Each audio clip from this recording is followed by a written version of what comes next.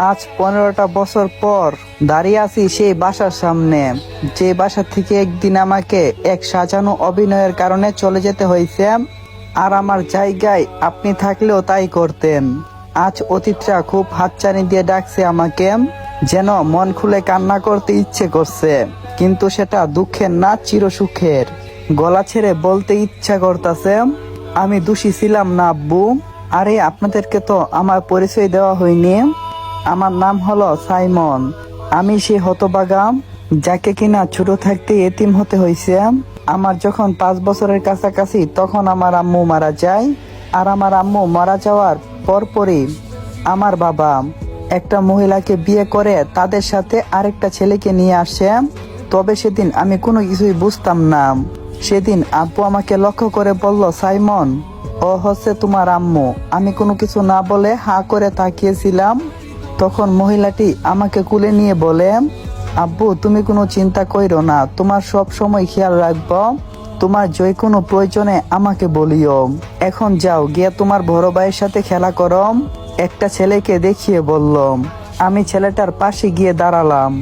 আমার সৎমা ছেলেটাকে উদ্দেশ্য করে বলল, রাফসান, যাও তোমার ছোট ভাইয়ের সাথে গিয়ে খেলা করো।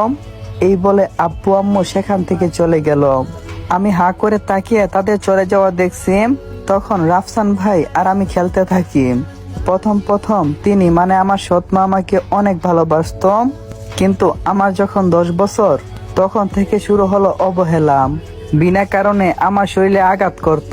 আমি চোখ বুজে সব সহ্য করতাম, কারণ কাকে বলবো, বলার মতো কেউ নেই। কারণ আমার বাবা অনেক আগে একটা রোড অ্যাক্সিডেন্টে মারা যান।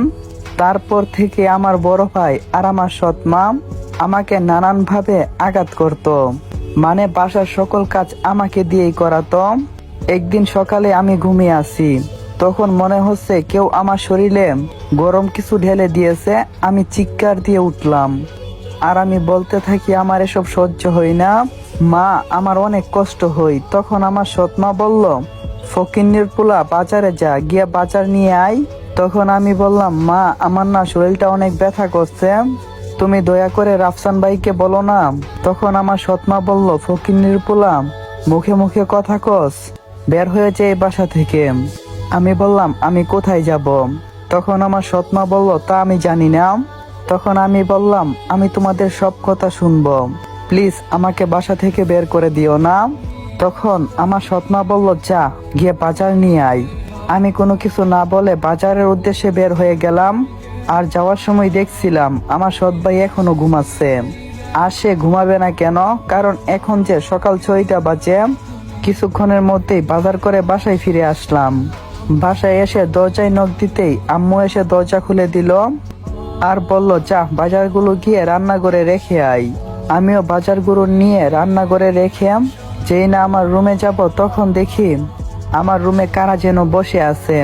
আমাকে দরজার সামনে দাঁড়ানো দেখে রাফসান ভাই আমার সামনে এসে বলল, সাইমন, আজ থেকে মিম এই রুমে থাকবে।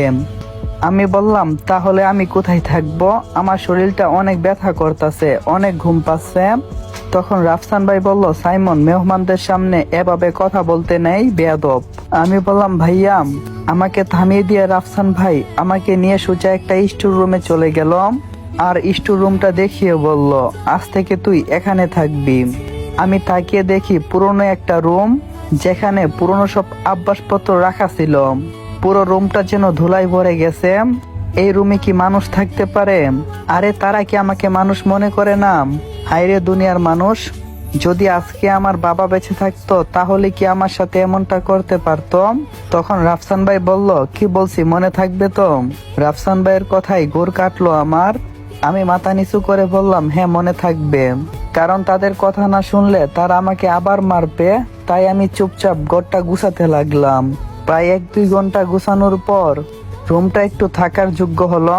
তারপর এই রুম থেকে বের হয়ে দেখি সবাই খাবার খাচ্ছে।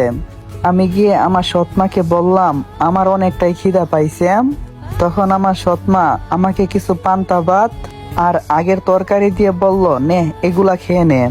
আর শুন, এগুলা খেয়ে বালতিতে কিছু জামা কাপড় রাখছি, এগুলা ধুয়ে বাসার ছাদে শুকানোর জন্য দেন।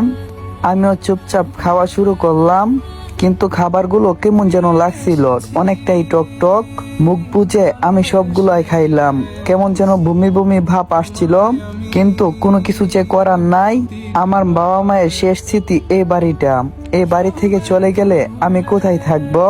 তাই আমার যত কষ্টই হোক না কেন, তাদের সব কথা আমি মেনে চলবো, যেন আমি এই বাসায় থাকতে পারি। এভাবে চলতে থাকলো আমার দিনগুলো। তাদের নানা আঘাত। আরেকদিন তো আমাকে দরজা বন্ধ করে সবাই মারছিল। আমি সেদিনও চুপচাপ দাঁড়িয়েছিলাম, তাও আবার একটা মেয়ের জন্য। সেটা আর কেউ না, সেটা হলো মিম। আমি একদিন কাপড় শুকানোর জন্য ছাদে গিয়েছিলাম। ছাদে গিয়ে দেখি মিম যেন কার সাথে ফোনে কথা বলছে। তাকে দেখে চুপচাপ আমি ছাদ থেকে নেমে আসছিলাম। তখন মিম আমাকে ডাক দিয়ে বলল, এই ছোট লোকের বাচ্চা, এদিকে আয়। আমি মিমের সামনে গেলাম আর গিয়ে বললাম, মেম সাহেব কিছু বলবেন? তখন মিম বলল,